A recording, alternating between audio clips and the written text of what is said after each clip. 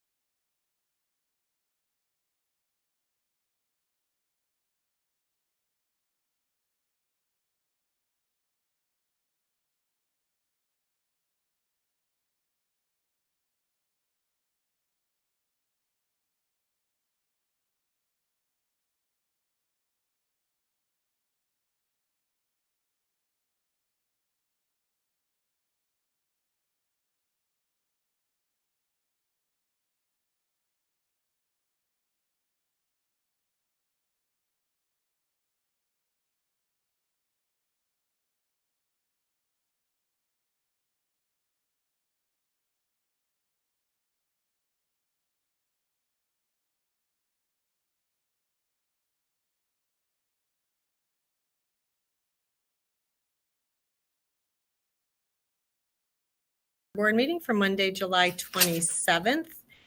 If you will stand with me for the Pledge of Allegiance, please.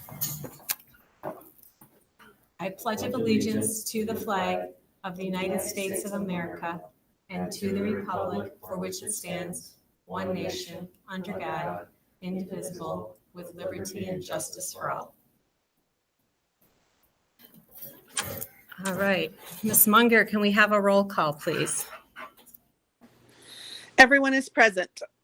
Thank you.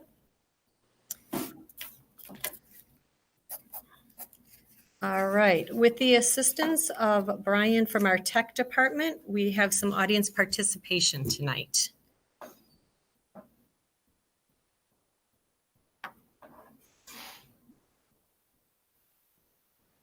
Brian, do we have our first caller?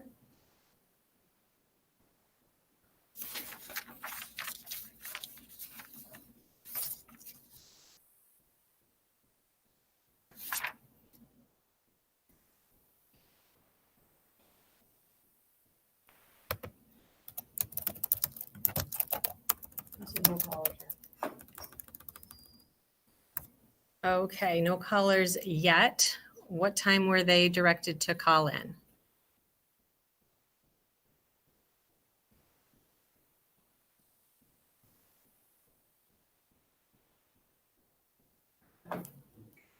Um, 7:30. Okay, we're going to take a couple of minutes and see if we have a caller come in. 7:32, we'll give them 3 minutes and see how that goes. If y'all just want to hang tight for 3 minutes, I'd rather do that than move on with the agenda.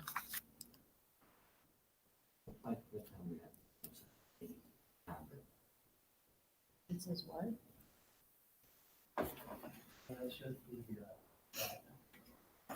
That's the chat. Yeah, I think it's just 8 that look at it. Yeah, with them. Oh, I oh, yeah. Well, not too close. Thank you.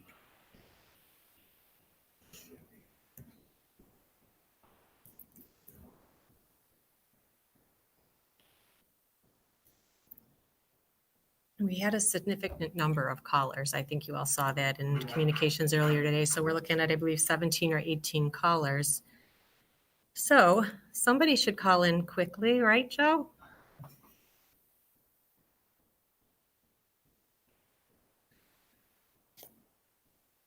Joe, you're still muted for me. Sorry about that.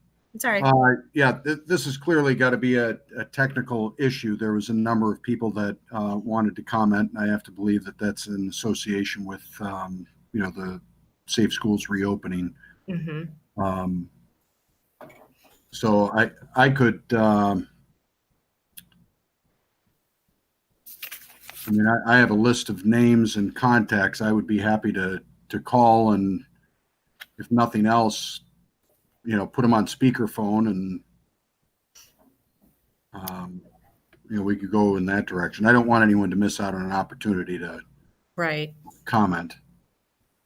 Yeah, if it weren't all callers missing, I would think it might be on the Absolutely. side, but sure, if you want to try to reach out, we'll hold. I think it's important that we give them the Okay. opportunity. Sharon, are all these callers for the first audience participation, or do we have any for the second as well? We haven't been doing the second just because of the approach with technology and remote. Oh. So yes, they all should have this upfront opportunity. Now that you say that, I think that is the third time I've asked that question. So I repeat it for the third time. That's okay. Joshua, I thought of you today and I didn't know that you were going to dial in. So unfortunately, we are using a little chocolate as a coping mechanism here in the room. You've got to be kidding me. You skip all the meetings with treats. I forgot, Sharon. I pulled up in the parking lot and I realized that my laptop was here. And I don't have enough time to go home, grab it, and come back. So I just have to dial in from home. But I was there and ready to go in, but I brought my laptop in the house and forgot it. That's funny. And the ice cream truck's waiting for us out there too when we're done. Next time.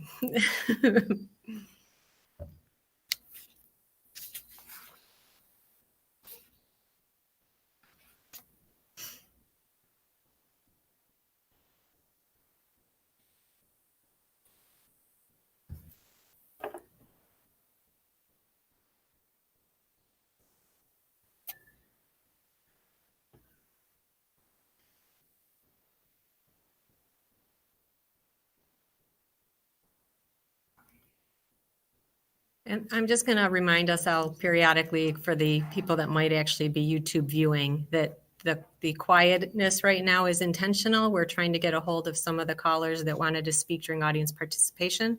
So just bear with us for a minute or two, please. Thanks.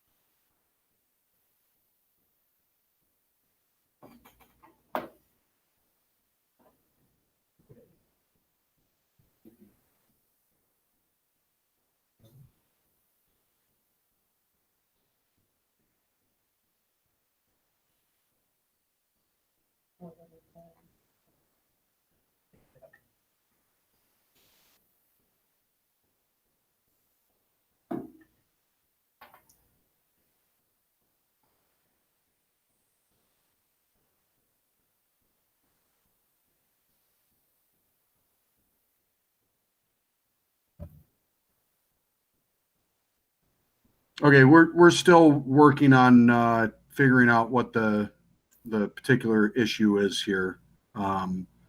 We could move this to the next agenda item, and that would give the tech department a moment to maybe solve the issue, or we can continue to wait. Okay. When they submitted a request to participate, it didn't have a topic attached, did it? It did not. Okay.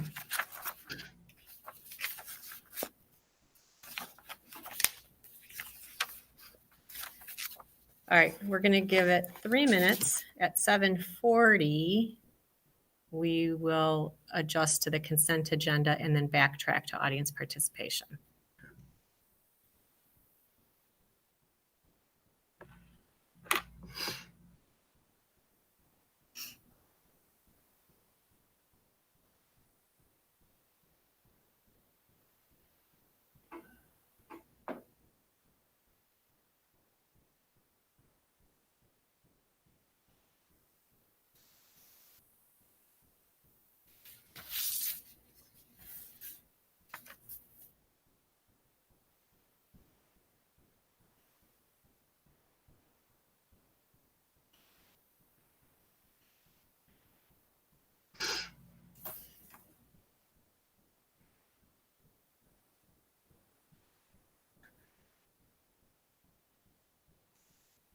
You getting that flash? Sharon, I do have the names and numbers of those that submitted. So if we continue to have this issue, I can call them, put them on speakerphone, and hold this up to the speaker on my computer so that everyone can hear what their comments are. Okay. Is it, I know Brian was supporting us. Is it Brian or Andrew that's trying to resolve whatever tech issue is happening? I talked to Fran. I believe it is Brian. Okay.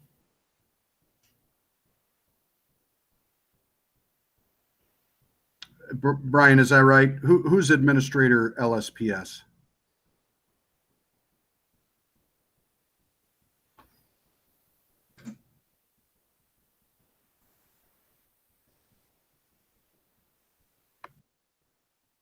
I was told it was Brian as well, Joe. I'm guessing Brian's off working, trying to resolve the situation and didn't hear our ask.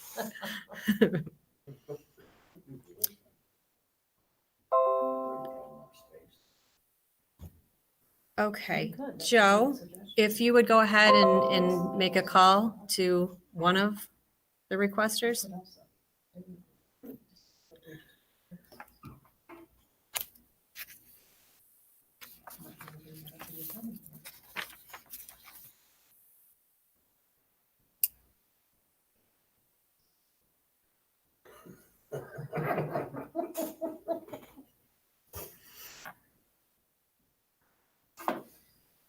One good idea here.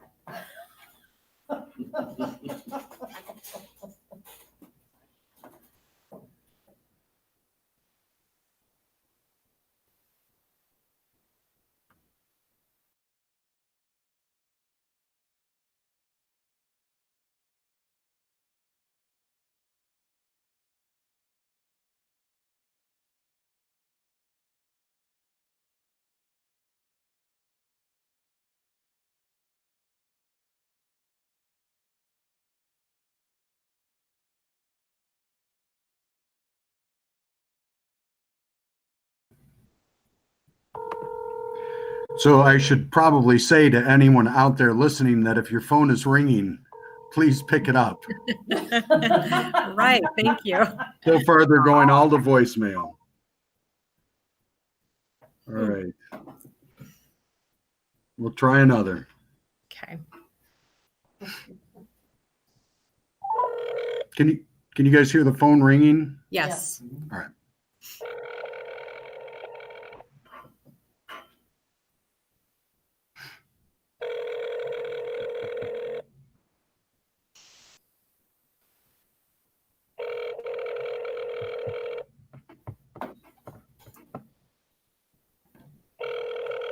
You have reached the Mm.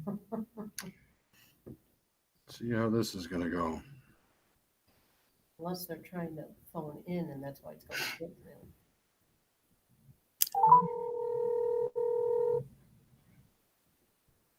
Hello. Hello, I am trying to reach Jackie Turner. This is Joe DePony with Lakeshore Public Schools, and she had signed up for public commentary. Hi, Joe. How are you? Yes, I'm watching the live stream right now. I'm very sorry for all the technical issues that you're experiencing right now. That's all right. That's all right. I'm gonna go ahead and allow our board president to just kind of run through the rules for public commentary, and then you guys are free to speak. Thank you. Okay, so can you hear me? Let's double check that first. Can you hear me? Yes, I can. Okay, all right. So for audience participation, it is a 2-minute time limit. We ask that you start by introducing yourself by name and address. And you may go ahead. Thank you. Hi, my name is Jack Turner. Two of my kids go to Lakeshore Public Schools, one in the elementary and Violet Elementary and one in Kennedy Middle School. We've kind of got a unique situation, I'm sure like everybody does. I live in California and my wife lives in Michigan. And so our kids come out for the summer and then they go back to Michigan for the school year. And so we plan around holidays and vacations. It's just the life of an active duty military member. So it's kind of a two-part question. What are the new policies, protocols, and provisions that are being put in place? And then how can we learn about those? I haven't really seen much put out on the Lakeshore Public School website. I haven't seen many emails or phone calls or anything to try to plan for what's to come. And then what kind of administration, technical or physical validations are going to be put in place to secure enforcement and let the parents know so that they can make valid decisions. So if we want our kids to do 100% distance learning and then return to the school system maybe later on in the year, is that a possibility? I've seen 100% either direction, but not a blended cycle. And I'm sure the teachers and everybody has to plan for that type of thing to happen. That's my question. Okay. Board commentary isn't typically a back and forth or a dialogue between the audience and the board meeting, but it is an opportunity for you to express your concerns. However, your topic leads into so many topics and probably other questions that we're going to experience tonight. So, Dr. DePonio, will you just go ahead and make a comment in response to that? Certainly. So at this point, Jack, what we have done is over the past several weeks, we've had a series of community meetings to gather input associated with the Michigan Safe Start Plan. We've then broken things up into committees to address a variety of items associated with operations, instruction, safety protocols, and develop a plan as best we can to match the requirements and strongly recommended items of the Michigan Safe Start Plan to what's going to be best for our students in our community. At this point, those committees are continuing to work to develop protocols and procedures associated with that. And we expect that in the next week or so, that we would have a plan that we will eventually present to the board for approval on August the 13th. August the 12th. Wonderful. Thank you so much. I appreciate that. All right. Thank you. Thank you, Jack.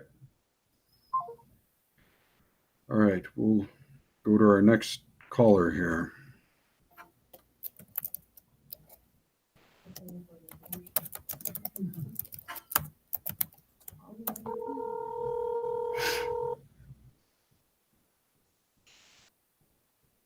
Oh, it looks like we do have someone that has called in here.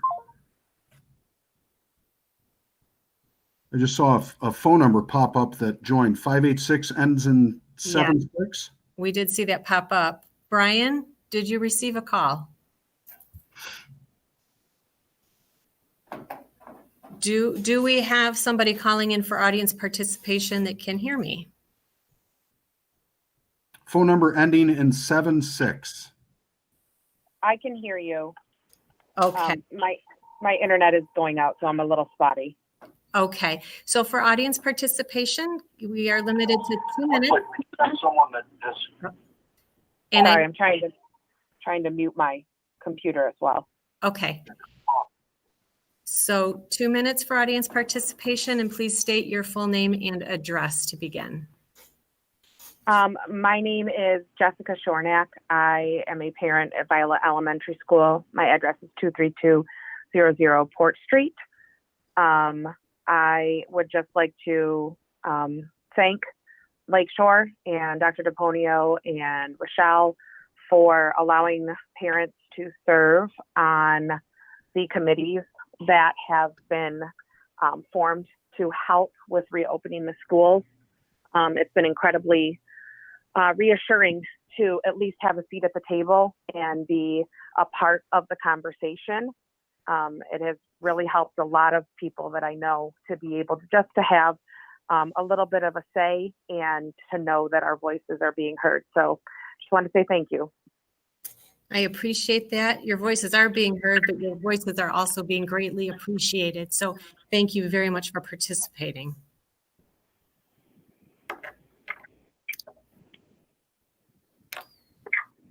A phone number pop up that joins. Have a little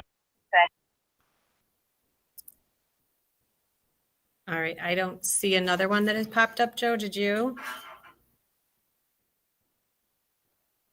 Shows on me. Sorry, I know. I have not seen anything that's popped up. I'll try and make another phone call. Okay. Thank you.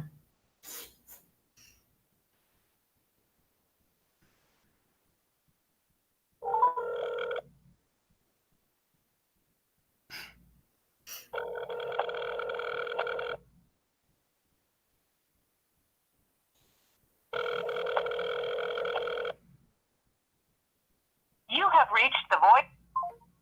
All right.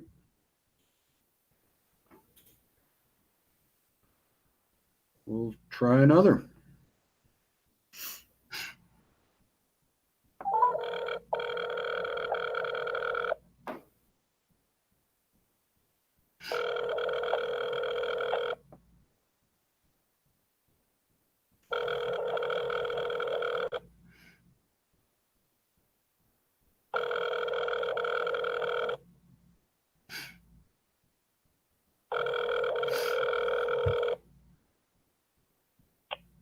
Hi, this is Meredith. I can't get to the phone. Please. All right. Keep going down the list here. No worries.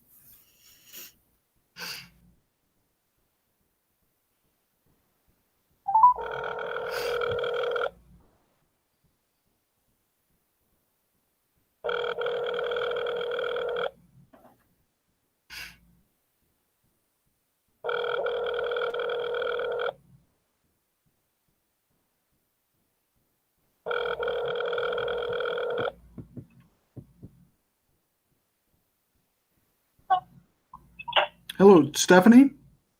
Yes. Hi, this is Joe DePonio with Lakeshore Public Schools. Hello. How are you? I'm good. You had signed up for some public commentary. I'm going to allow our board president to go through the policy on this, and then you're free to make a comment.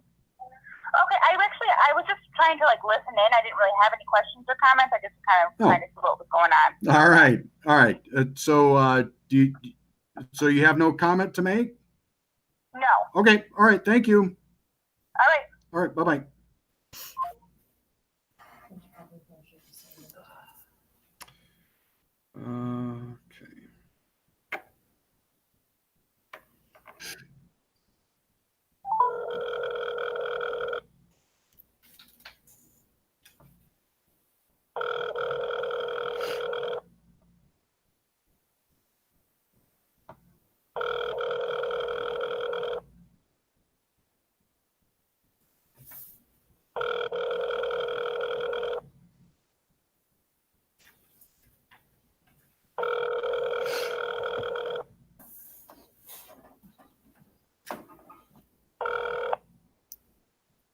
Please leave your message.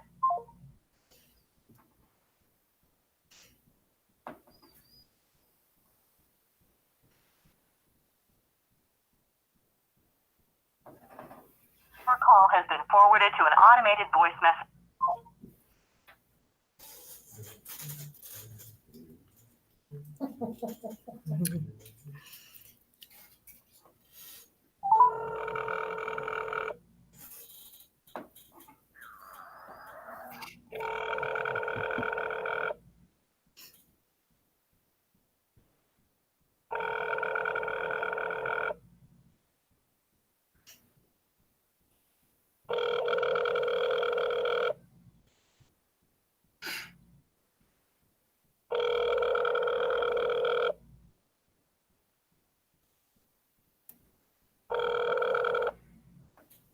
Please leave your message for.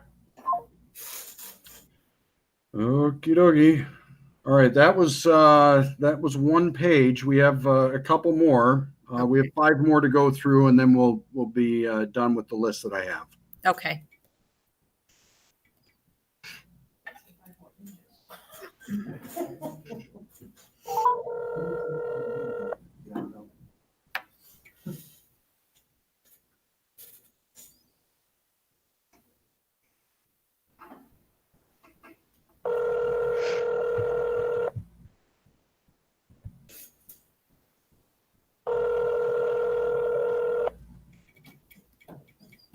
Oh, we have a number that's popped up here.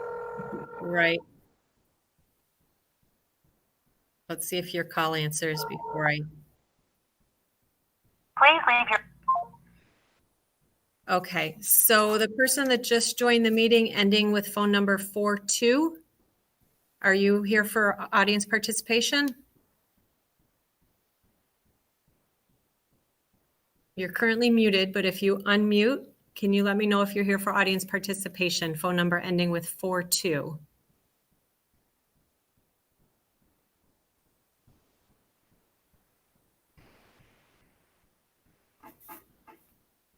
Caller, if you're trying to unmute yourself, I believe you want to press *6 to unmute yourself through the system. Yes, I'm here. Okay. And you're here for audience participation? I am. Okay. All right. So you're allotted 2 minutes, if you would, and start with your name, full name and address, please.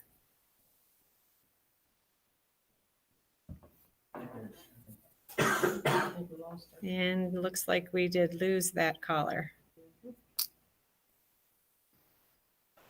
All right, Joe, you have a couple more to dial. We'll see if that one calls back in.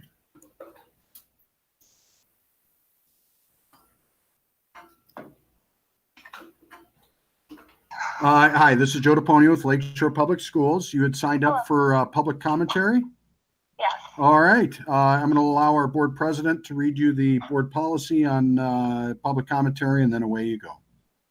All right, so we're going to begin with an allotted 2 minutes for your public commentary, and if you could begin with your full name and address, please. Nikki Berry, 22620 Euclid, St. Clair Shores, Michigan, 48082. Okay, go ahead, please. I'm sorry, I guess I didn't catch do I just say what my... Yeah, you just make whatever comment you'd like to make. I'm just here to listen to what's going on with the schools and seeing if there's going to be any latchkey, mask requirements, where they're going to be having to have masks. I'd really like my daughter to start kindergarten, so I'm just interested to see what everybody else is feeling. Okay, so Dr. DePonio, again, I'll let you go ahead and give some response. Certainly. So with the Michigan Safe Start requirements, there are a variety of items that all public schools in the state of Michigan are required to do in order to return to in-person instruction, and then a number of items that we are strongly recommended to do and items that we are recommended to do. And it's all dependent on what phase the county is in. So in phases 1 through 3, in-person instruction is suspended, and it would be very similar to where we were in March. In phase 4, there is a variety of items that our committees are working through, how that would work, what is the feasibility of certain items, and we'll get into those discussions here momentarily during the superintendent's report. And those become loosened up a little bit in phase 5 and phase 6. We are post-pandemic and life returns as it normally does. You know, obviously with all of our families, there's a great level of concern with how does it work for a kindergarten student? How do we maintain 6 feet of social distancing in a building that is not designed for that? There's a variety of things that we're asking for community input, staff input, and we are working with the Macomb County Health Department to make sure that when our students return, they return in the safest environment possible. But we also make sure that we keep kids moving along in terms of learning. So we all want concrete answers immediately. I certainly understand that as a father myself. But as I've said to a number of our staff, the material that we're using to build this certainly won't be concrete, because this is a very fluid motion and we need to be flexible and agile as we move through this. And certainly, we'll be working through the items that we are required to do from the state and those that we can adjust to make best for our students. So unfortunately, I don't have any specific answers at this particular time. Our committees are working through those items. And we anticipate by August the 13th that we'll have a final plan that will be presented to the Board of Education. Okay. All right. Thank you, Vicki, for calling in.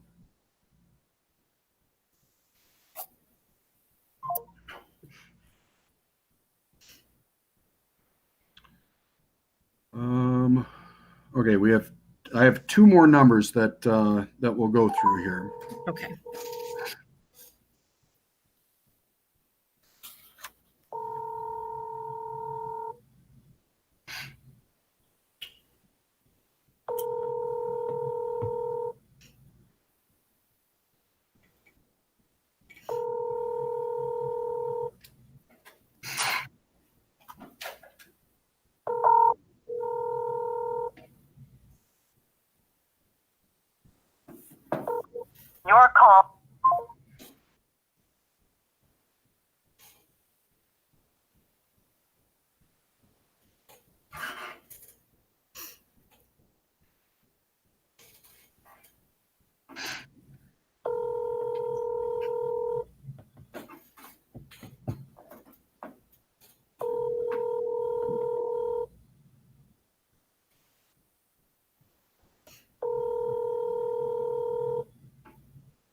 has been forwarded. Okay, that's all I have. I'm starting to believe that maybe there was perhaps some confusion between signing in to view the board meeting with speaking publicly. But for those of you that got a phone call from an 816 area code phone number, you got my cell number now, so feel free to give me a shout if you have any questions. But again, I just want to comment with all of this that our committee work continues, and I want to encourage as much community involvement as possible with this. We want our kids back in school, but we want it done safely. All right. Thank you, Joe. I appreciate that. We are going to move on to the superintendent's report, but I would ask that our IT support, if somebody should call in or reach us in any way where they are wanting to be a speaker, please let me know and we'll come back and let them have that opportunity. All right. Agenda item number 5, superintendent's report. Dr. DePonio. Thank you. So I wanted to just kind of touch base and invite the chairpersons of our committees to share the work that's been done to this point. Just to recap, of course, back in the spring, we were required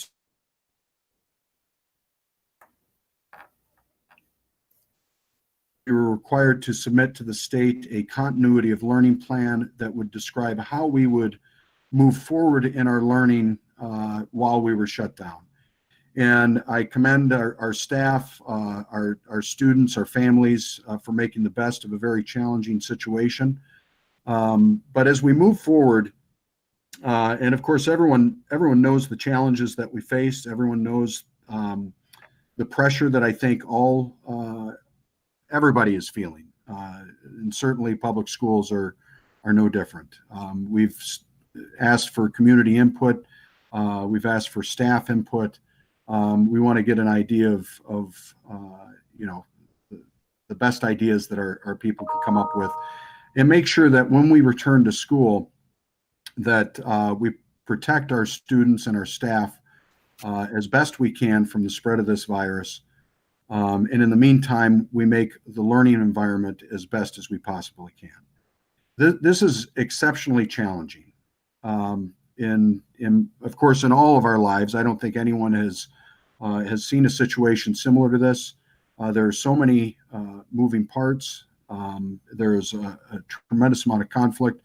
And with the division that we see in our society right now, it's very difficult for people to land on one thing and agree to what that is.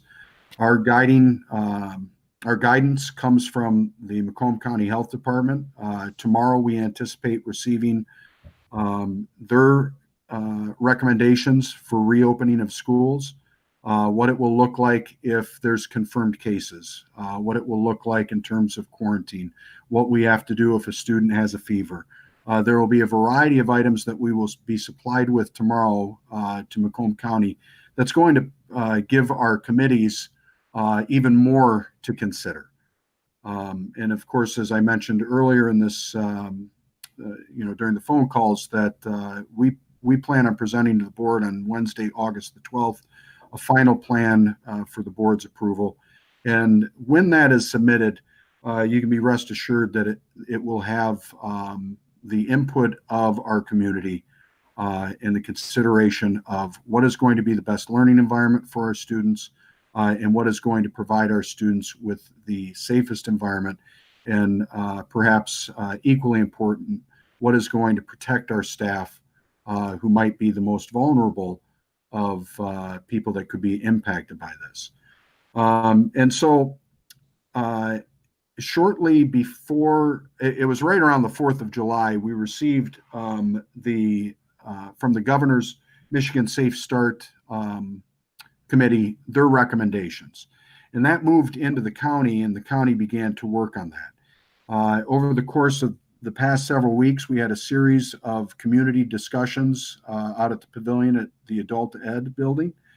And then from there, we broke into committees, and those committees focused on instruction and learning. They focused on the health and safety of our students and staff, and they focused on the social and emotional well-being of everybody involved in this process. We asked for input from parents, from people in the medical profession, from staff, everybody that was willing to contribute to these discussions, and it continues to be willing to contribute to these discussions. They've had a seat at the table, and they'll continue to have a seat at the table. And so, for those people that are viewing tonight and that will watch this again, I want to just let everybody know that this process will be an ongoing process. And this document that we will come up with, this final plan for phases 1 through 3, phase 4, phase 5, and post-pandemic, will be as it says with the Constitution, will be a living, breathing document. It will not be written in stone because we've never been through this before, and we will have to make adjustments and be flexible as we move through this. So the process has involved a lot of people. It is something that we'll continue to work on, and it will really guide the final product that we do present to the board. And so within each committee, there were subcommittees that were created. Those subcommittees focused on a lot of the questions that we hear tonight. We continue to hear, what will transportation look like? How are we going to maintain social distancing and feed the kids? What sort of PPE is necessary to protect our staff and our students? What will cleaning procedures look like? If we end up having to quarantine a class for 14 days, what will their online learning look like? If someone doesn't want to return to school and they want virtual through Lakeshore Public Schools, what is that going to look like? How will that look differently from the spring? Which it most definitely will. So all of these things are topics of discussion. They're focal points within each subcommittee, and we anticipate some final answers as we move forward with this. So with that, I'm going to pass this over to, I think, Rochelle. Are you speaking first here? Sure, I can take the lead from here. Thank you.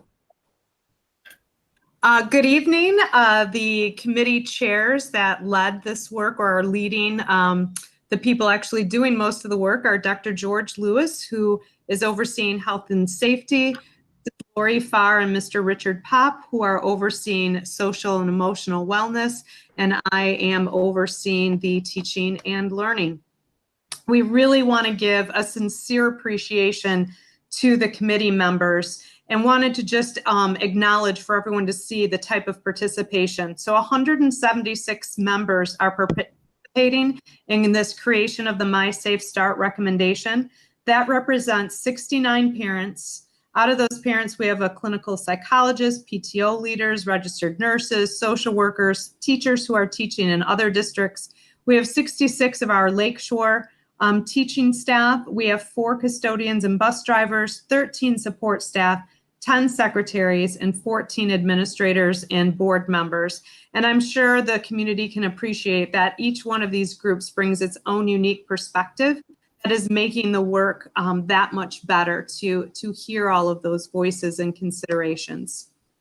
We're going to go through committee at a time for committee updates, and the first committee that will be reporting is the social and emotional wellness, and Mr. Richard Pop is the one who will be leading that update.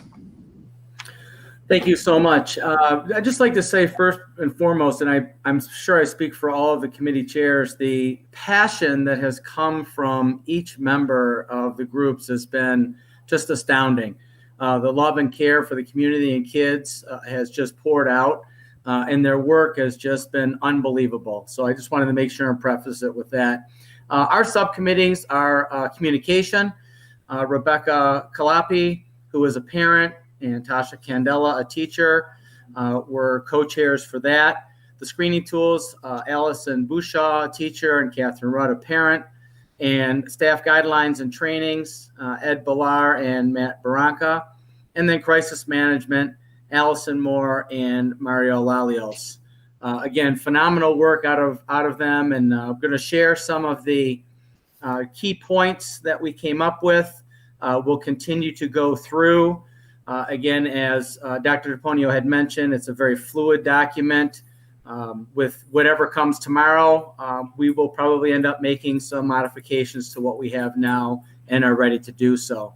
So in the communication, we came up with a weekly communication to our parents with an update from each of the committees. It will probably be in newsletter form. From that, we also have developed a point person for each school for parents to contact. Currently discussing, do we do that over a hotline? Do we do over an email? Again, what is going to best serve our community? We will decide on that in the final draft of this. Our screening tools implement a social emotional screening for all students to make sure we have a good understanding of where they're coming from and some of their decisions and how we can best support them in any way. Establish and communicate guidelines to all staff regarding identification and rapid referral at-risk students to appropriate building level support teams. Staff guidelines and trainings, providing staff with trainings using our Safe School modules, which we already have in place, MISD resources, many also in place, and then OK to Say in our CARES program. And appoint the point person per building, again, for centralized health referrals and public facing wellness resources. And then finally, our crisis management plan. We're reviewing a current crisis management plan that we already have in place and recommending some modifications that might be specific to our situations now. And finally, in that is to compile lists of wellness resources available to both staff and students, as well as parents. And those have a plethora of resources in each one of these sections that we will house in Schoology, where parents will have availability to them. And we're talking about possibly a web page on the district website for them to access. Are there any questions that might go along with those 4 subcommittees? Hey, this is Josh. I have one quick question. The social emotional screening. Yes, are there any, I guess, quote unquote, industry standard tools, or what resources are we looking at to find an appropriate type of screening? Already KMS had begun a screening process, and we started with that one. It was something that was quick but thorough to give a good idea of where kids and parents were. There are several out there that we could utilize, obviously, that have been developed by other people or districts, and or like the MISD would have them as well. This first and original one, though, will be something that gives us kind of a snapshot picture of the students who are coming back to school and the ones who would be staying home for virtual, just so we have a good understanding. Great question. Thank you, sir. Got it. Thank you, Rich. Yep. Anybody else? I think we can move on. Thank you. Okay, I am going to take back over and discuss the Teaching and Learning Committee. The Teaching and Learning Committee has 5 different subcommittees. We have Instruction and Movement, the Remote and Virtual Learning, Professional Development, Communications, and Athletics. You can see for Instruction and Movement and Remote and Virtual, the subcommittees have subcommittees, right? Instruction is just a little more detailed. There's a lot of details to figure out here. So I appreciate that we have a lot of leadership and participation. In Instruction and Movement, Janelle Bross, the principal, and teacher Katie Ferguson are facilitating that group. In middle school, you will notice that we have the same group for Instruction and Movement and Remote and Virtual, and that is Principal Chad Johnson and teachers Deb Barnett and Abby Goff. At the elementary level, we have Principal Cindy Sam and teachers Kobe Gaglis and Julie Hoeing.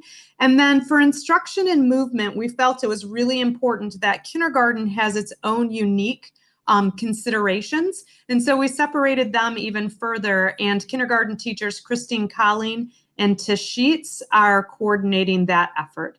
At the remote and virtual for high school, we have teacher Jackie Phillips, who is facilitating that group. We already discussed middle school is led by the same team. They really have a plan that is looking at combining these and providing a pretty seamless approach. And at elementary, we have Melissa Husek. When it comes to professional development, I have oversaw that process as there are implications that are grant related and continuous improvement. But I will say that the District Continuous Improvement Group, as well as our District Curriculum Council, not only set the vision and mission aligned resources, but also have been kept apprised of potential trainings and asked for feedback on those. Communications is overseen by Principal Cindy Sam, and then athletics is being overseen by our athletic director, Mr. John Hartley. And so some of the key points that we have been discussing in these different committees. The first, in instruction and movement, it really talks about social distancing, what room configurations are like with social distancing, and some of the strongly recommended guidelines, what schedules might be. There is a lot of discussion of can we bring back all students every day and still have rooms configured for social distancing. And we're running into some logistical issues with that. So how might we use different schedule choices to bring students back as much as possible and still be meeting those social distancing guidelines? The prioritizing of standards for instruction, that's a normal part of our process and work. We do have professional learning communities, and that's been a focus for several years. But we do know that the return to school this year has a dual purpose of really assessing where students are at when they begin, and then prioritizing both for engagement and for seamless return to learning. So there's talk about even tightening that up more. When we get to the remote and virtual, those are actually two different things. So I do want to define those for you and begin by saying what we experienced March through June was emergency remote learning. And I've had lots of conversations with teachers and family members about how excited they were about what Lakeshore was able to do, but also, is that what they want to continue to have in the future? So I would just say that virtual learning is a method of delivering instruction and learning that has been around for many years. Our teachers are well prepared to deliver virtual instruction, and it will look different than emergency remote learning did. And so I just want to assure parents of that.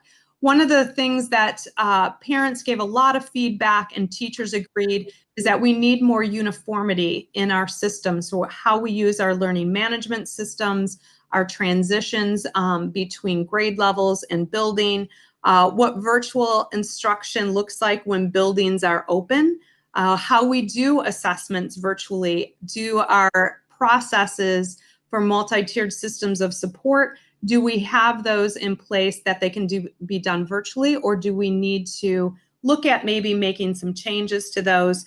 And then also continuing our professional learning communities as a way of ensuring across the district and K-12, those prioritizations of standards, the making sure that we're addressing student needs, that process continues to be in place. For communications, our focus is a little bit different. You'll hear health and safety and social and emotional learning all have a communications component. For our communications, it really related back to the instruction piece. And so training and support on digital platforms for our families, we found that in the district, our teachers and our staff and even our students were very comfortable with our systems, but it was something that had remained in the school and not connected with home. And so we know that's a focus we need regardless of how we return to school in the fall. Streamlining the platforms, making more consistency, and also the idea of the shift in PTO support. Regardless of if we're in phase 4 or phase 5, the recommendations are limiting extra adults that are in school buildings and classrooms, and we have such amazing PTO that provides a lot of support how does that become more digital and supporting what these new asks are? And we have PTO members that are really excited about what that might look like.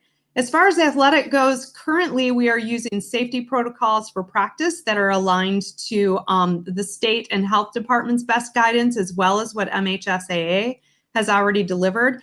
Similar to the health department giving us the latest update of what they're going to recommend, the athletics are also waiting on MHSAA guidance. We do not have any guidance from them yet beyond the fact that fall sports will be played in the fall. There was some kind of conversation about with the spring season being lost, do we play spring seasons this fall and kind of flip-flop them?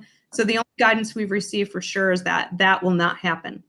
There's a lot of concern about professional development, and what I will say is that even as we look at these changes for instruction and movement and remote and virtual, it is really important that we stay focused on what our vision and mission is. We believe that the learning experiences of our students should be non-traditional, that they're focused on the skills to be successful when they graduate as Shorians, and that is no different during this time. That focus does not change.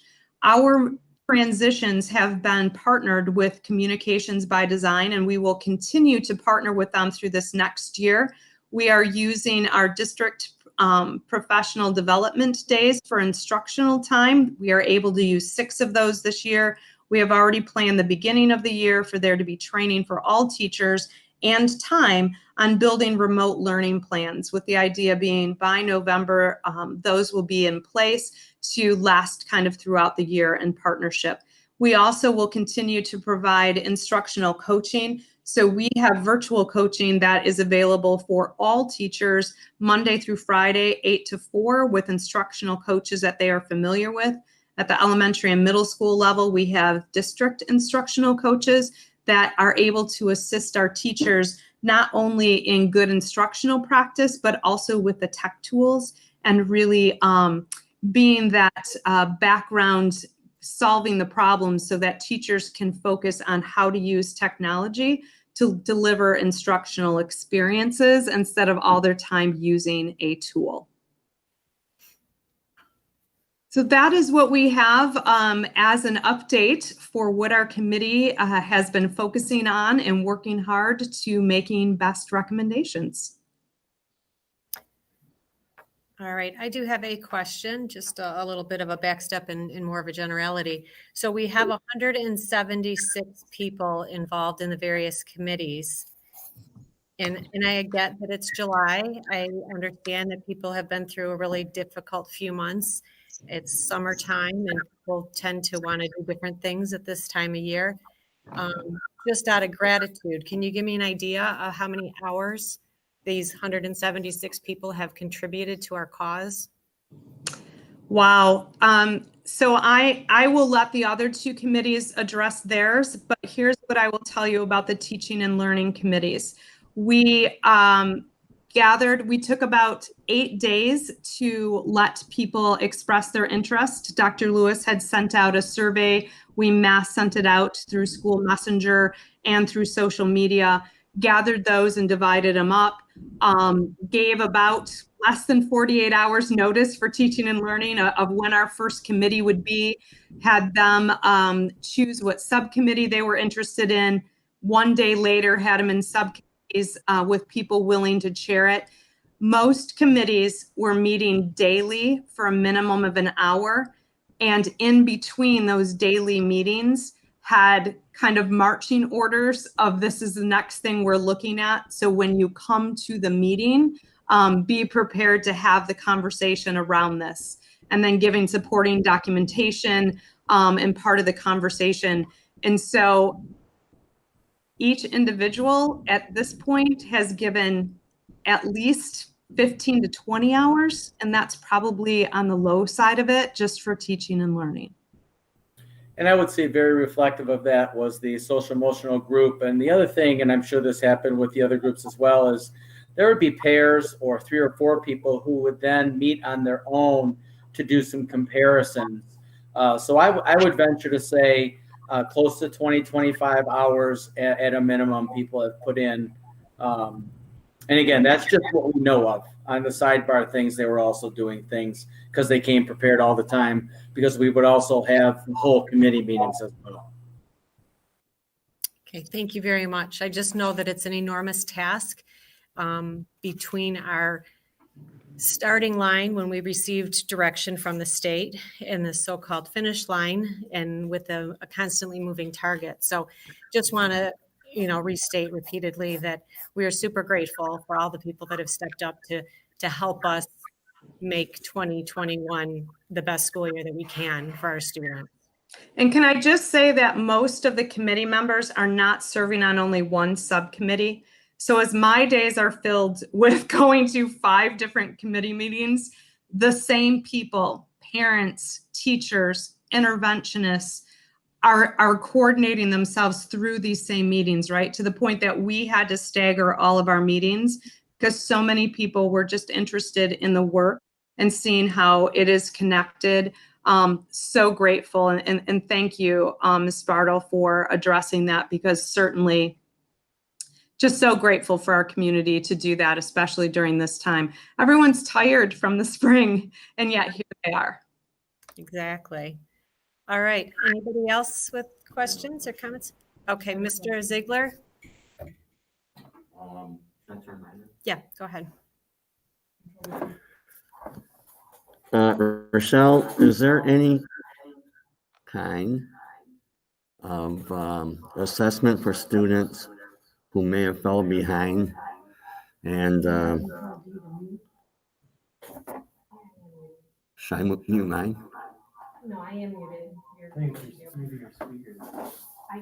speaker go off, and it's not my normal computer, so I apologize. No, as long as you can hear it. Is there also anything that where those students can get the extra instruction if they did fall behind? Thank you for that question. That's really important. If you look at under instruction and movement and remote and virtual learning, you'll see that assessments is a really important bullet point. And as I mentioned, we have a multi-tiered system of support in place where we use a variety of triangulated data in order to assess our students and where they're at, and then have interventions that come Tier 1 from in the classroom to just appropriate what the teacher needs to do to them, all the way to extra programs to fit them in. NWEA is the progress monitor that we have used for years, K through 5, and they have shifted during this time to allow remote assessment. And so at this point, there is a feeling that while it is more challenging at the younger grades, if we are remote and for our virtual students, because some of those assessments deal with being next to a child and having them speak, there is a way for all of the assessments in the system that we have in place to be done, whether we are virtual with our virtual students, whether we are all remote, or whether we have some semblance of being with them in the classroom.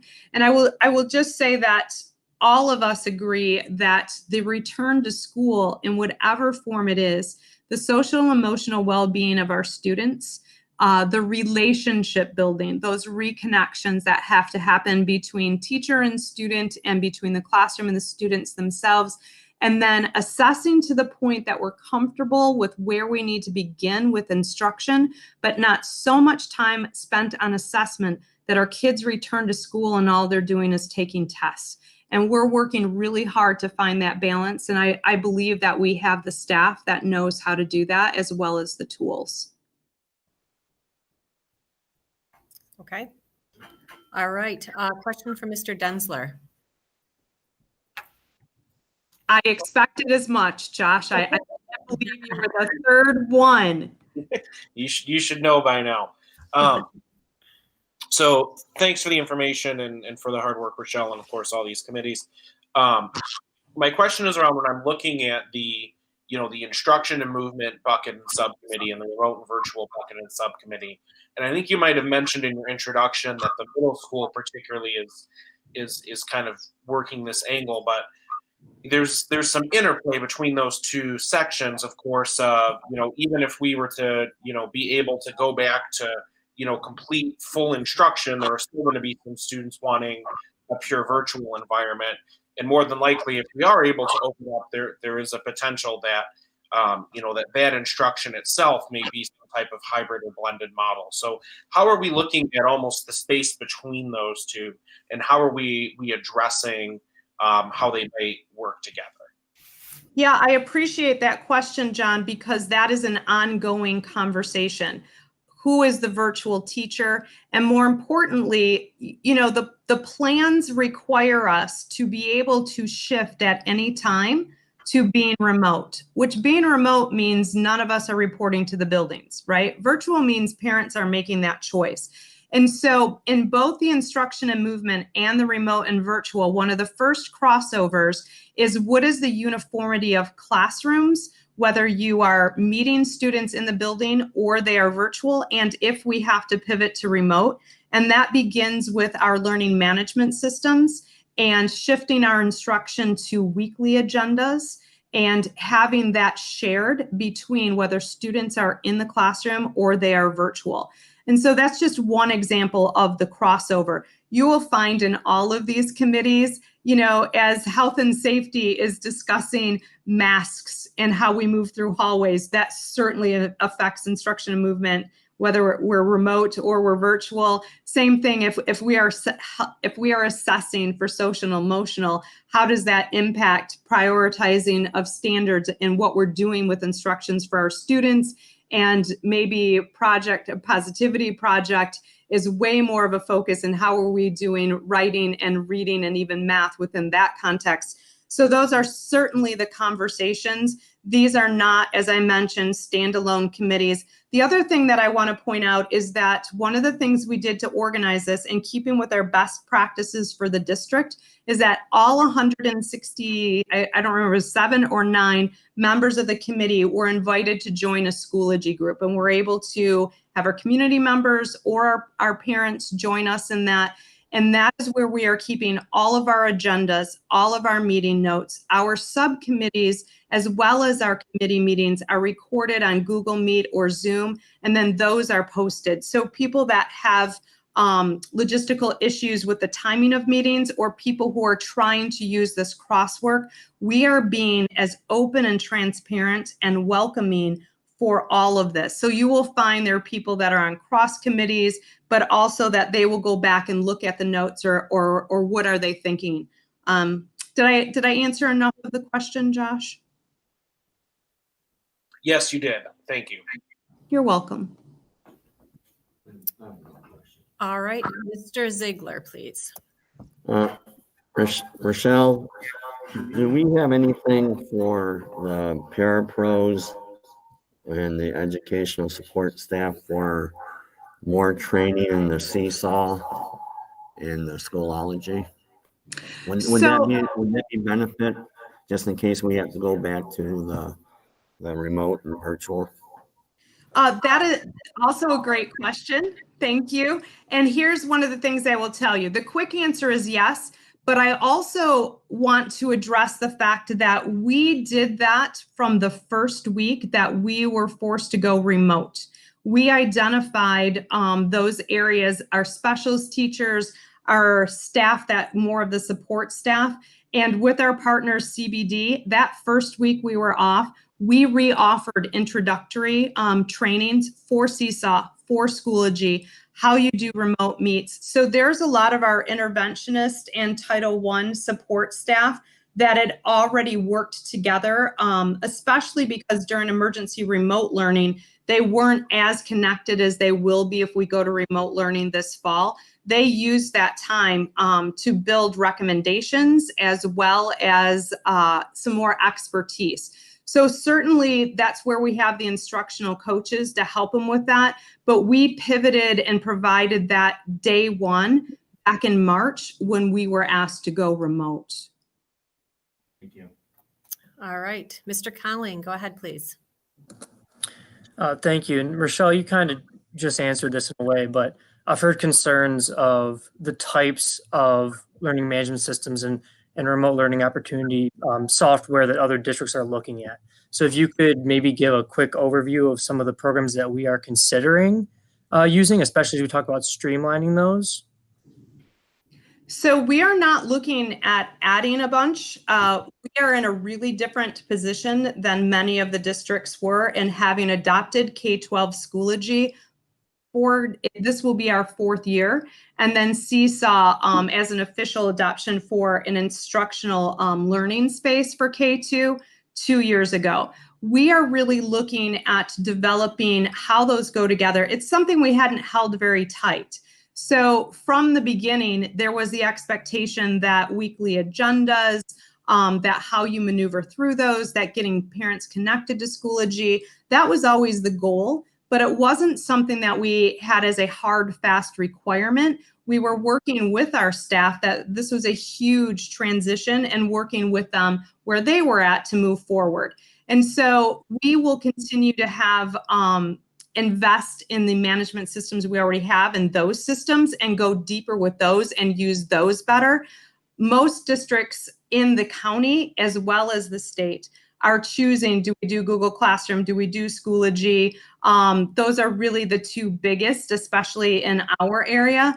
But we already made that decision 4 years ago. So we really were at an advantage. Many of the districts in the county were forced to, during that closure, train all of their staff on an introduction to Schoology, where we were looking at how do we get our support staff more involved. So we're not really looking for a lot of extra. We're looking at how we put those tools together, how we create courses that have a more standardized look, that the way we move through agendas and move through the systems is more standardized and supporting parents and students in what that looks like. All right, Mr. Pokotic. Hey, Rochelle, I know you're having so much fun answering all these questions. I want to add to it. I'm not sure what that's all about. All right, I'll try to reduce the feedback. You touched on it. I think Joe had mentioned it earlier. The instruction is going to be different from the remote learning end of last year. Can you kind of explain how that's going to look? Because for parents that had to go through that, I know there were a lot of people who are reluctant to do that again. So if you can kind of explain some of those differences, that would help. Sure. Let me start by saying when we were asked to go remote, if you remember, we were told first 3 weeks you're going remote. There are many districts around the state that treated that as an extended spring break. We mobilized and made sure that our students and our families were safe, that they had the connectivity because we knew they had the devices. They may not have had them in their classrooms. So it was about really getting those things in place. The other thing is that this is a pandemic. As Dr. DePonio had said, everybody's in a very different place. And so there wasn't the same expectations that there are when you are actually virtual learning, such as this is your synchronous time and you need to show up. This is what grades are, and this is how we're assessing you. So in Lakeshore, we made the decision that learning was going to continue to move forward. We were using our standards. We were providing different learning experiences, but they weren't being graded. We were really soft on deadlines and due dates because it really was about keeping them learning in a time where families were struggling, each one in their individual way. So the expectations, if we were to go remote again in the 2021 school year, or for those who are choosing virtual, is that this will just be set up as a school structure. Here is your weekly agenda. Here is when we connect synchronously. Here is how you expect students for due dates and deadlines. Here is how we support you if your student isn't doing well and the follow-up. And so I think it's just more about the systems and structures and really about the expectations for student participation. Without that expectation of holding students accountable, it created a different atmosphere for learning than what traditional learning has looked like. All right. Anybody else? I think we're good on this topic. Thank you very much. We appreciate all the work that you and all the volunteers are putting into that. My pleasure. I am now turning this over to George to chair the Health and Safety Committee. Good evening, everyone. And just to echo what Rochelle and Rich said, I've been in Lakeshore since 1997, and I cannot think of a group that I have been a part of in all those years that has been more thoughtful, more comprehensive, more civil, and really taking to heart the topic of health and safety of our students and our staff. As you can see by the different committees, we have 9 different subcommittees. They're led by a representative group. We have our Director of Facilities, Wayne Satterfield, Mr. Ryan Lees, as a parent, children in the district. Jessica Hall and Jamie Perryman are overseeing the Food Service and Extracurricular Committee. Ms. Jody Young, a parent, heading up the Hygiene Committee. And within each of these committees, we have representative groups of support staff and other parents and teachers. We have a retired teacher, Karen Jones, and Teresa Schwartz, a parent, working on the Medically Vulnerable Students and Staff Committee. The screening committee is led by Dawn Custer, who's one of our guest teachers, and Misty Ryan, who is an elementary teacher. We have our spacing movement committee that's chaired by Anna Razy and Danielle Smith, a secretary and teacher.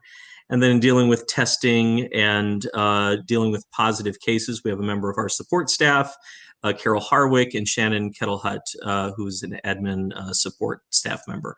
So we have a representative group. We represent 3,500 students in Lakeshore Public Schools, thousands of parents, over 500 staff members. And I believe that you could ask any member of these committees and they would be extraordinarily proud of, I think you would be extraordinarily proud of the work that they've done and the questions that they've asked. So Rochelle, you can move on to the next slide. So the Busing and Transportation Committee, all of the discussion on these committees, once again, are centered around the Governor's Michigan Safe School Roadmap. So that is the baseline document that we are using. And in that document, there are very specific things that are required. There are items that are strongly recommended and items that are recommended. And it is our charge to make that work within all of our Lakeshore facilities. Particularly on the subject of busing, social distancing, the screening of students, and the availability of staff is a challenge that we're beginning to work through. There are recommendations in the plan about from the governor recommendations that would call for screenings. Social distancing is something that presents a real challenge on a school bus. So the committee continues to work on that. And for any of you that are not part of one of these committees, I encourage you, it's not too late. Please contact myself, Dr. DePonio, Mr. Pop, Ms. Farr, or Rochelle, and we will get you involved and your voice will be heard. We do see as an absolute priority those students that are homeless and whose IEP calls for transportation. The importance of sanitizing students using hand sanitizer before entering the bus. Facial coverings is a requirement in the Back to School, Safe School roadmap. So that would be something that would be required. As far as cleaning our facilities, the committee has developed plans regarding the scheduled cleaning of touch points throughout the school, playground equipment, desks, and that will be part of our comprehensive plan. And important to educate not only our staff, but our students in how they can partner with us in this effort. So next slide, please.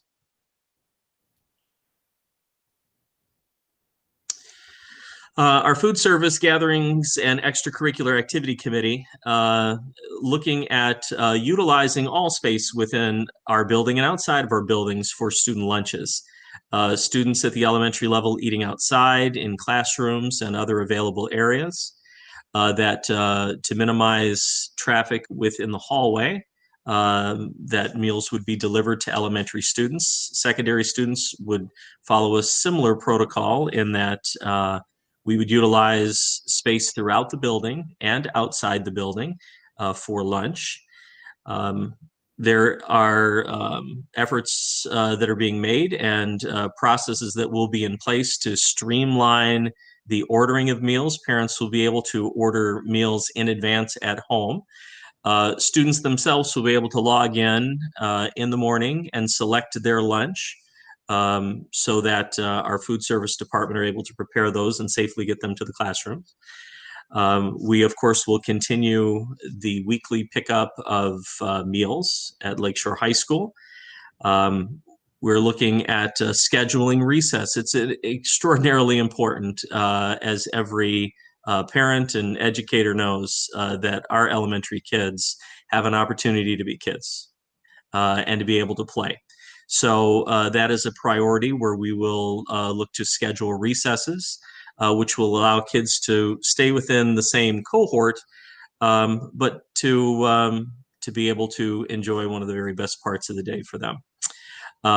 Regarding extracurricular activities, we have many that occur at all levels in Lakeshore Public Schools, and we will be looking at virtual options where possible and in-person options as well. We have many of those, and those recommendations will be part of the larger plan. Next slide, please.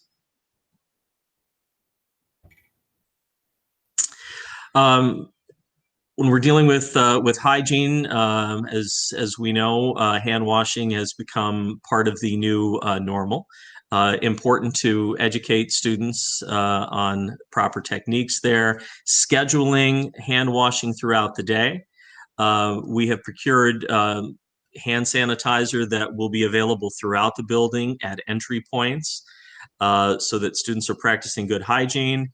We're going to be encouraging our parents and students to practice good hygiene practices even before the school year starts.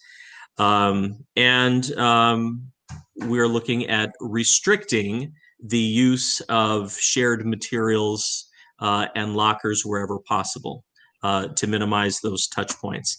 And that might involve students really minimizing the things that they're carrying around and then carrying those between classes rather than returning to lockers. Next slide, please.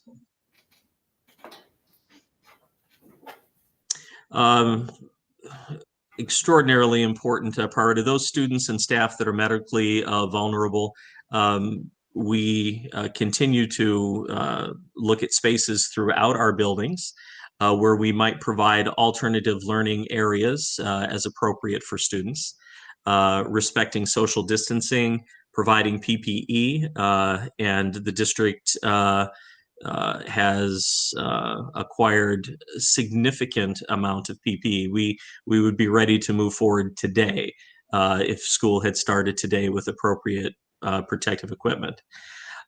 We will be considering remote work options for those staff members that are medically vulnerable. And of course, Ms. Wynkoop and her committee have been working on remote learning options regarding the students that are selecting an entirely online modality of learning. Regarding PPE, as I said before, Wayne Satterfield, our Director of Facilities, has been acquiring PPE for months, and we do have a very strong supply. It was mentioned by one of our parents during audience participation, the question of masks.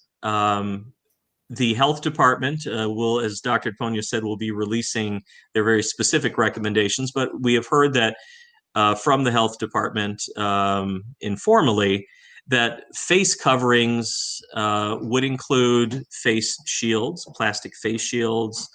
It could be a scarf, mask, bandana. we would ask that those conform to school dress code, and more information will go there. But face shields is something that we've received quite a few questions on, because certainly in many cases easier for students to tolerate that. We would be, as the plan does outline, that students that are unable to tolerate wearing a mask or staff are not required to do so. And we would ask that there be some sort of a notification from doctor in order to exempt students from that. And then discussion continues regarding how this would look within our elementaries and at the middle and high school.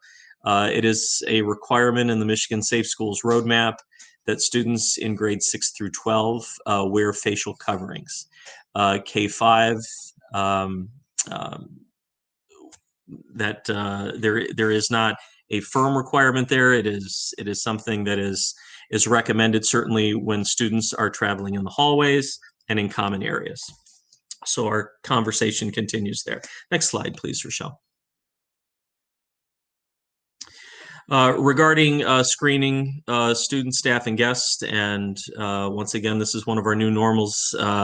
We're looking at options regarding the daily screening of students, whether that be at home or at school, temperature checks, self-checks, questionnaires that staff and students and parents would have available to them, that we would have students and staff sanitize upon arrival, limiting the number of guests, wherever possible, deliveries and others coming into the building during school hours, designating a quarantine room in each of the Lakeshore facilities, so that if a student or staff member became symptomatic, they simply would not go to the office, that there would be a separate place where they could be screened and cared for.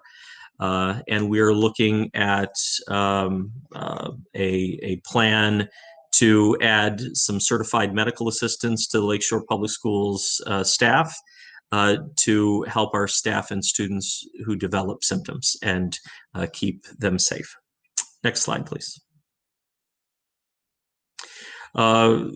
Densler, you had mentioned, and these certainly do overlap, spacing, movement, access, social distancing undergirds all of this, having multiple entry points within a building, students reporting directly to the classroom,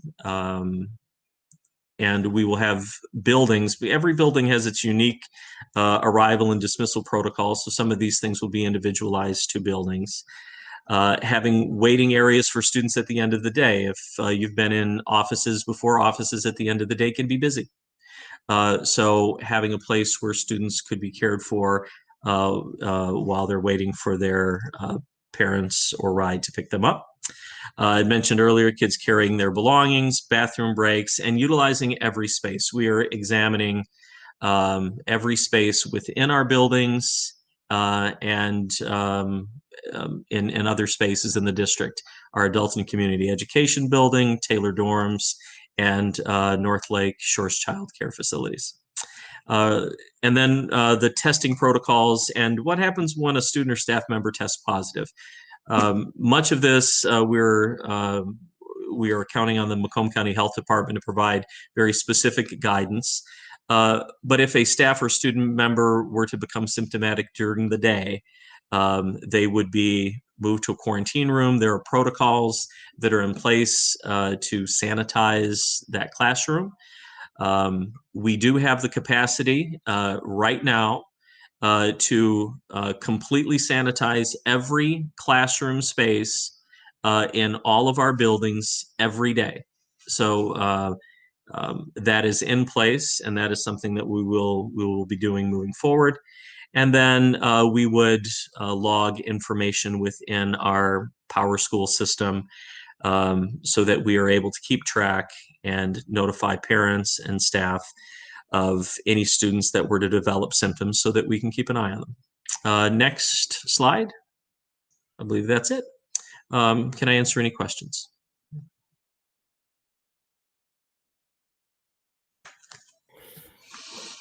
Dr. Lewis?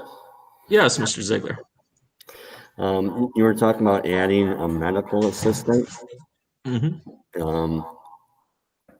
Would that be a cost to us, or would the state or federal pick that up? That would be a cost to us. And Dr. DePonio can talk a little bit more about the CARES Act, that there's money that has been released to school districts specifically for COVID-related expenses. But we need to make sure we know that every office in Lakeshore Public Schools becomes a de facto nurse's office. With the heightened risks associated with COVID-19, having someone who does have some medical training that could specifically work with those students, communicate with those parents, be a liaison there, so that we are able to better address those. But we're looking at the cost of those. There's been discussion regarding school nurses. There is a shortage of nurses. There's a shortage of school nurses. But we do feel that we would be able to procure medical assistance that would help us in this effort. Thank you. Okay, before I address any other questions, I was given a substitute laptop for this evening's meeting to hopefully make feedback less of an issue, but it is mandating a restart in 13 minutes and it will not allow me to snooze or do anything about that. So I expect that I'm going to disconnect in 13 and a half minutes, and I'll just jump on with the board member here and continue hopefully flawlessly, hopefully. Okay, having said that, any other board members have questions? Michael, go ahead, please. I didn't know you're still here. Oh, if you want to mute, I don't know if that'll make a difference. I know you were still on. Because that's horrible. Can you just speak loudly or come to my machine so that you can be heard? Well, I noticed yours was still unmuted when I was. Dr. Lewis, I'm just curious, and I know I've mentioned it maybe once before in board meetings. Do we have any partnership with the county as far as testing goes, so that we know, if a student has symptoms or we're concerned they might have been exposed, we can direct them to get a test somewhere, and then where we would know or expect how long that test might take to get the results back, so we can, direct the student to remain at home and switch to virtual learning for a period of time. Are those kind of resources in place, or is that something we're still waiting for Macomb County to give us direction? Yeah, much of that, Mr. Kodak, we're waiting for the health department to provide specific recommendations. Committees have talked about, if a student or staff member were to become symptomatic, what we have heard, Dr. DePonio is specifically heard as part of county superintendent meetings, that there would be an expectation that if a student or staff member were to go home symptomatic, that they either serve a quarantine period at home of 14 days, or that they be tested, a negative test be provided, and then they would be able to return. So part of the process will be educating, and we know we've had this conversation where we've had kids that have gone to school, our own children, maybe not feeling 100%. We've gone to work when we've been under the weather. That's not going to be part of this new reality. We're really going to push out communication, encouraging parents to do those checks every morning. And,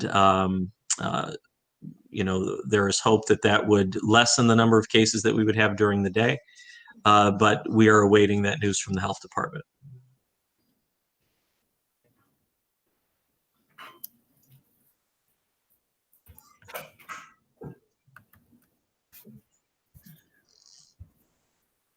All right, can you guys confirm that I'm not muted? Because I actually can't see that on my screen right now.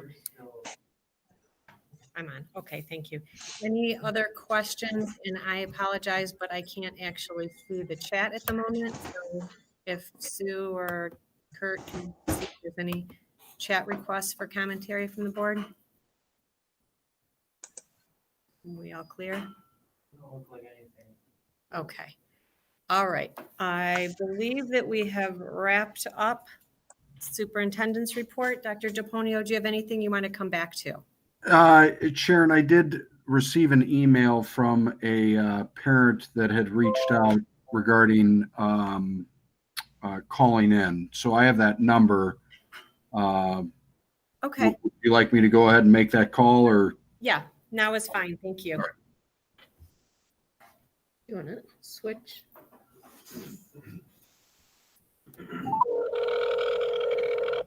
That's not Tom.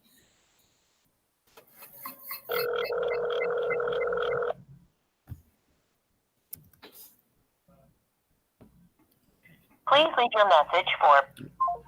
Okay. All right. It looks like we are all done. Just to wrap up, first I want to thank Rochelle, George, Lori Farr, and Rich for heading up those committees. I know the work that you're doing is monumental, and the people that are working in those committees as well, the subcommittee chairpersons, all of the volunteers. With all of this, again, it's essential that we work collaboratively to come up with the best solutions we can. But when I say we have to come up with the best solutions that we can, the reality is that a lot of the solutions we're going to come up with are not going to be great. They're going to be the best that we can come up with, and they certainly will be done in a collaborative fashion.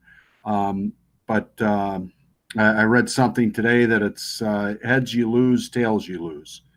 And while I believe I'm a relatively optimistic person, I do think the reality is that we're going to be in a somewhat difficult situation. That being said, I have a caller here. So, hello, Lisa, is that you? Yes. Okay, Lisa, thank you for calling back. I'm going to allow our board president to share with you the procedures for calling in or making commentary, and then away you go. Thank you. Okay, Lisa, this is Sharon Bartle, and the way that audience participation works is that you have 2 minutes, but we do ask that you start by introducing your full name and your address, please. Okay. Go ahead, Lisa. Lisa Witkowski. I just moved from St. Clair Shores, but I live at 24125 Ship Road in Clinton Township. I do have a high school student, and I also have a middle school. He goes to Kennedy, and my concern is that one has a hard time learning.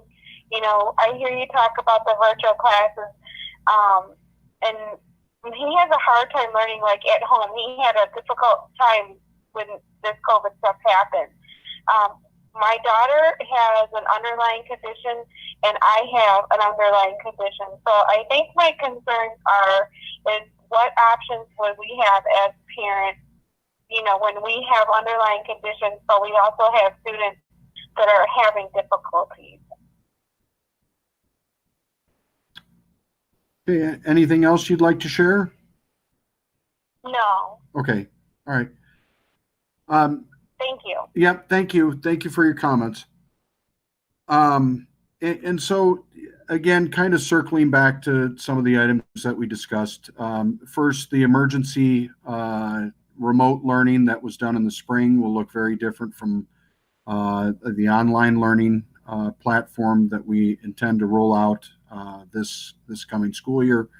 But all of this stuff are things that are in consideration. The subcommittee that is specifically dealing with medically fragile students, that specifically dealing with medically fragile staff, we'll look at what are the best scenarios there and what are the best solutions that we can come up with. We expect to receive some very strong guidance from the Macomb County Health Department tomorrow that's going to, I think, give us clarity for a variety of things that will be associated with some of the things that have been discussed here tonight. I'm hopeful that that collectively as a community we're going to come up with great solutions. I ask of the community to have grace and understanding, also with a willingness to share thoughts and opinions, but to do so as partners in this. We will come up with something that is going to be the best that we can under very difficult circumstances. But I think we will most certainly do it together. So with that concludes my report, President Bartle, and I'll hand it back to you.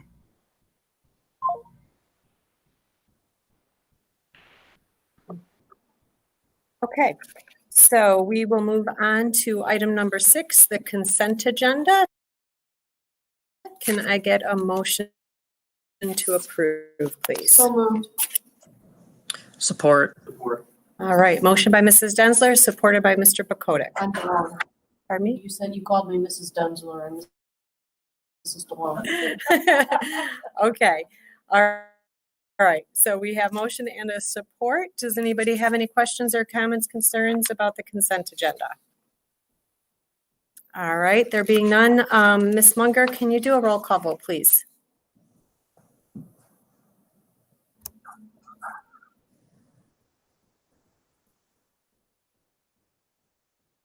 I still show you muted, Liz.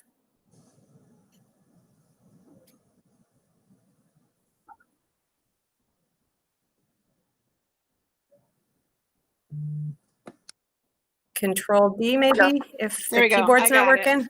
I got All right. it. Thank you. I felt like Kurt for a minute.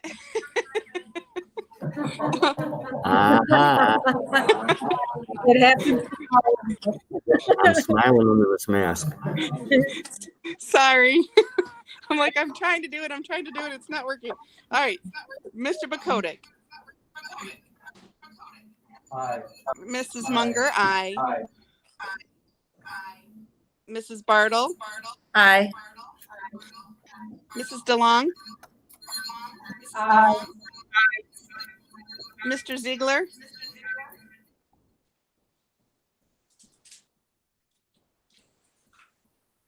Aye.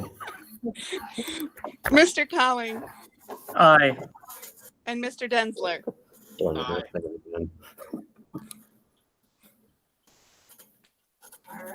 All right, thank you for that. Agenda item 7A, the personnel report with Dr. Lewis, please. Move to approve the following personnel report. Lakeshore Federation of Teachers Local 1465. Move to accept the resignation of Lynn Frankowiak, special education teacher, effective September 1st, 2020. Move to approve a request for leave of absence for Lauren Carrillo, secondary teacher, Lakeshore High School, effective the 2020-21 school year. All right, can we get a motion, please? Support. All right, Mr.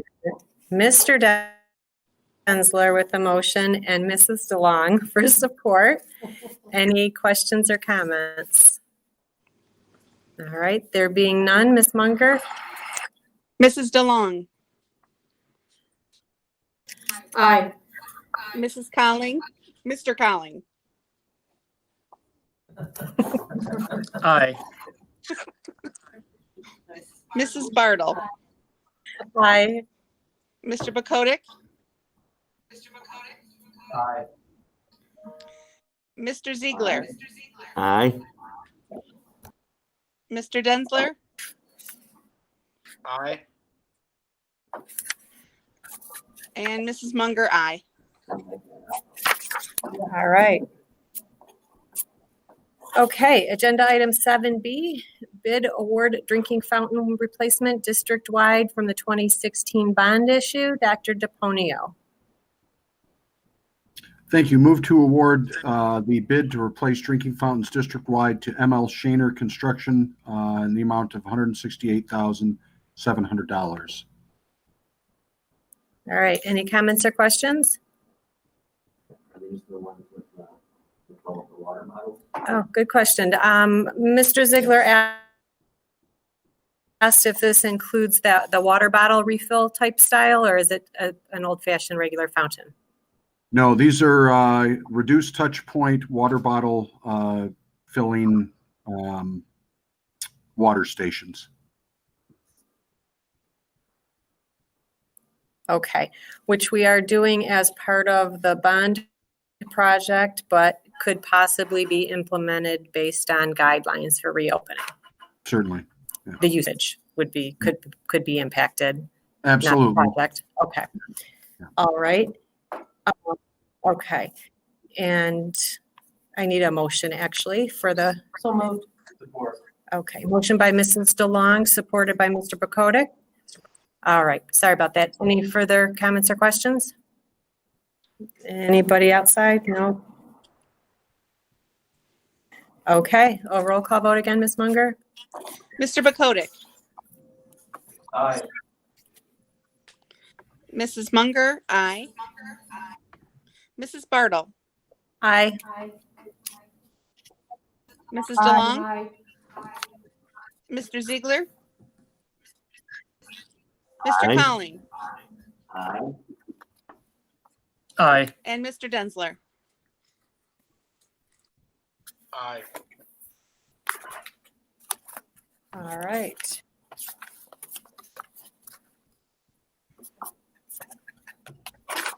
All right, we're moving on to agenda item 7C, Michigan High School Athletic Association, known as MHSAA, our participation.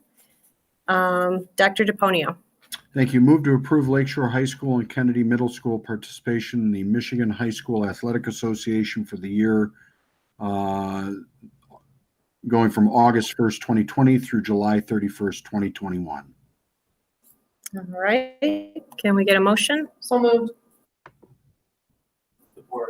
All right, motion by Mrs. DeLong, support by, Mr. Bakotic, right? Okay. Any comments or questions? Okay. Roll call vote again, please. Mr. Ziegler. Aye. Mrs. Munger, aye. Mrs. DeLong. Aye. Mr. Bakotic. Aye. Mr. Densler. Aye. Mr. Colling. Aye. And Mrs. Bartle. Aye. All right. Agenda item A, board member commentary. We're going to start with Mr. Colling tonight. Sounds good. Thank you. I'll be quick because it's been said multiple times, but I just want to say thank you to everyone who's been a part of the reopening committees. Thank you to the chairs for facilitating the discussions.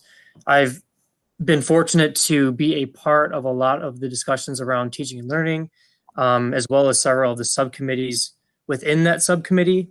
And just all the input that we've gotten from, there's over 50 people in that subcommittee alone. Of course, as you saw, spanning across teachers, parents, support staff, and all across our district. So all of that input, it's clearly not a top-down thing. We're getting input from everyone who is concerned with this. And I think that shows with the plan and the report out that we saw tonight. So just want to say thank you again to everyone who's been a part of that. This is clearly the most difficult thing that any of us have had to do in education. So doing it together has made it just that much easier. So thank you again. And thank you to everybody who tuned in tonight, despite a lot of the technical difficulties we had. We really appreciate the public commentary and those opinions. So thank you for sharing. All right. Thank you. How about Ms. Munger?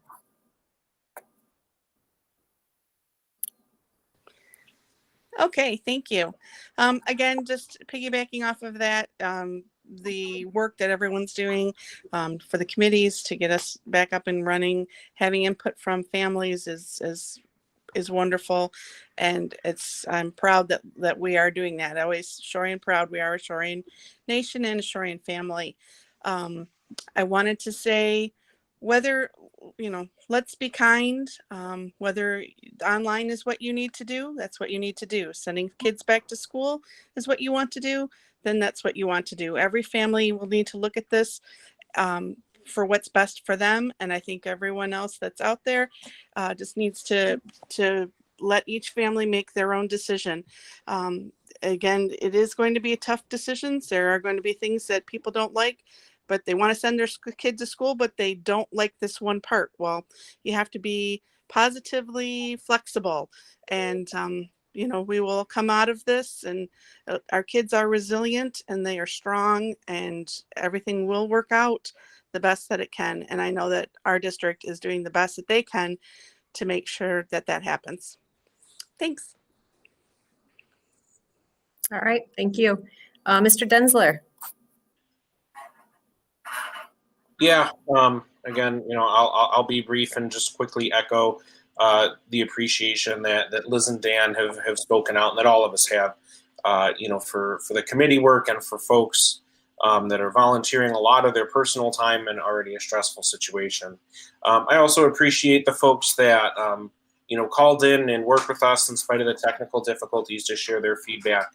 I don't necessarily want to speak for anyone else, but just knowing the heart of this district and the heart of this board and its members, we definitely hear you. I think we're all very much aware of the variety of different needs we need to balance, the need of public health and safety, the needs of instruction and learning and social emotional development.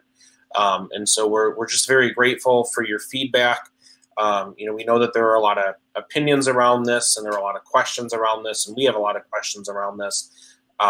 So I just, for any community members, including our staff and our students especially, we're here and we're listening. We're going to make the best decisions that we can with the best information that we have. But just really appreciate the folks that are providing us feedback and giving us input, because that helps us to be a better governance team. So that's all I have. I hope everyone stays safe and stays healthy. Remember, there's a primary coming up soon, so pay attention to that. Make sure you're getting prepared and getting ready to go cast your vote and learning about the candidates that are out there. With that, that's all I have. Good night, everyone. Okay. Thank you. All right, Mr. Long. Can you hear me without the mic? Or should I? I think you can be heard. Can somebody confirm that you can hear her okay?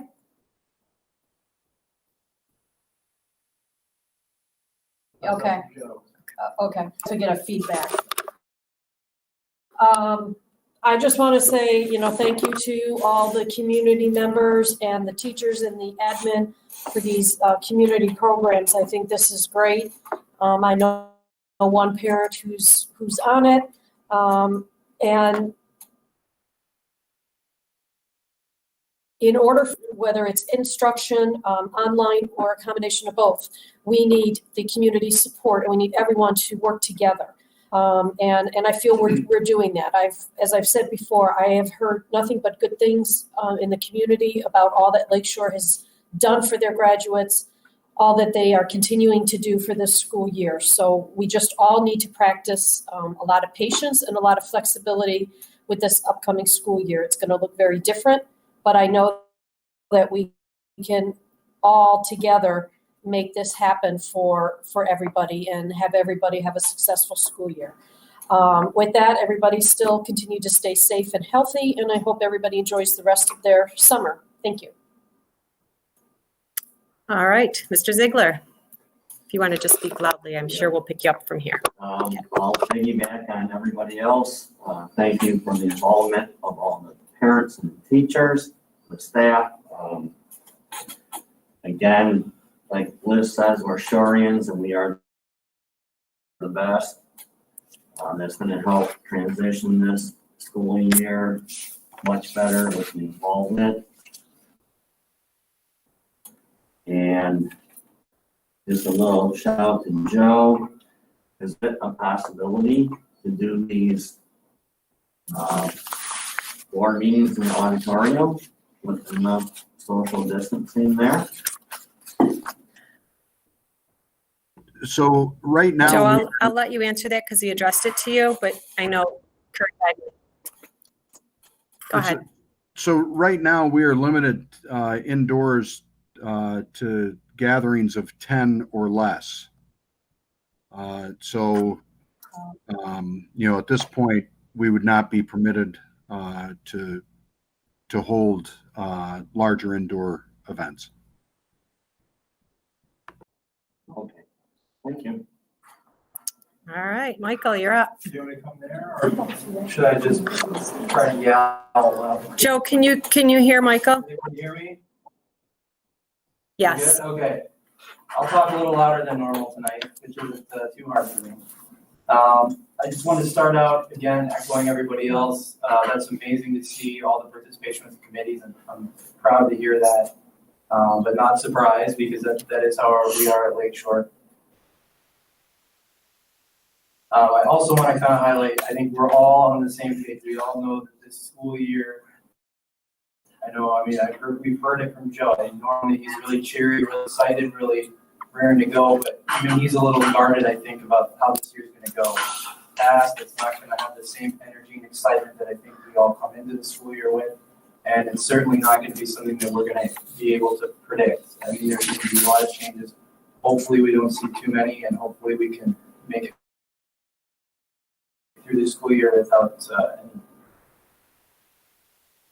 real struggles, but it's not going to be in here. And just know that we're all in this together, whether it's parents, teachers, faculty, staff, administrators.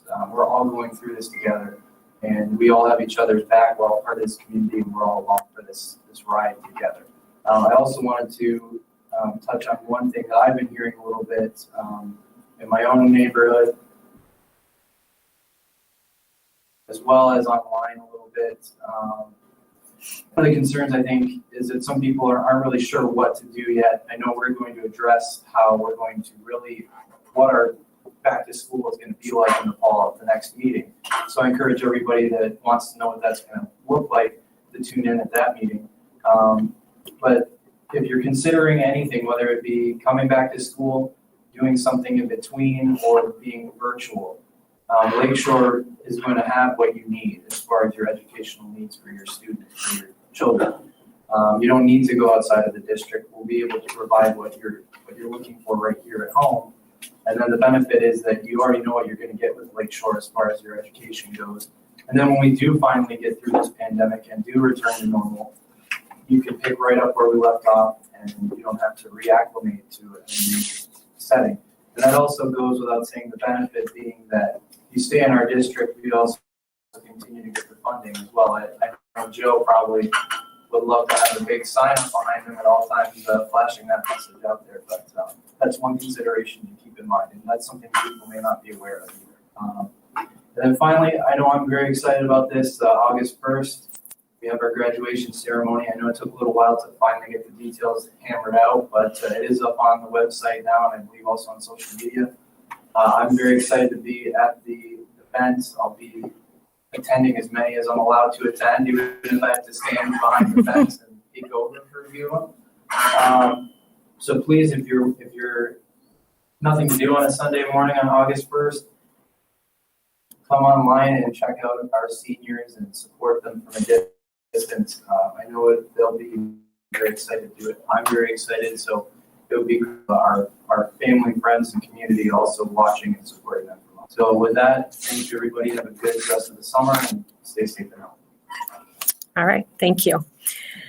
All right, as for me, just a little bit of prepared text I wanted to share. During the recent months, there's been a focus on avoidance, either by choice or by direction, such as you can't do that or you can't go there, and so on. I'd like to ask you to turn that mindset around a little bit and seek out anything that improves mind, body, or spirit for you. I will not let 2020 be known solely as the year of the pandemic. For me, it's been a year. I left treats and gifts on doorsteps of friends and neighbors just to brighten their day. It's been the year that I got to experience personalized ceremonies with our graduates and their extended families. It's the year that the mortgage industry set records for loans closed, and I felt more accomplished professionally than I ever have before. It's the year I hit double digits for having great nieces and nephews, and on my way here, I learned that there'll be another one coming shortly. And what would have been most recent is now just recent. It's also the year that my daughter got engaged, and the wedding planning has begun. So though 2020 has been hard in many ways and it's affected people differently, there continues to be joy to be found and much to celebrate. Continue moving through these summer days Shorian style.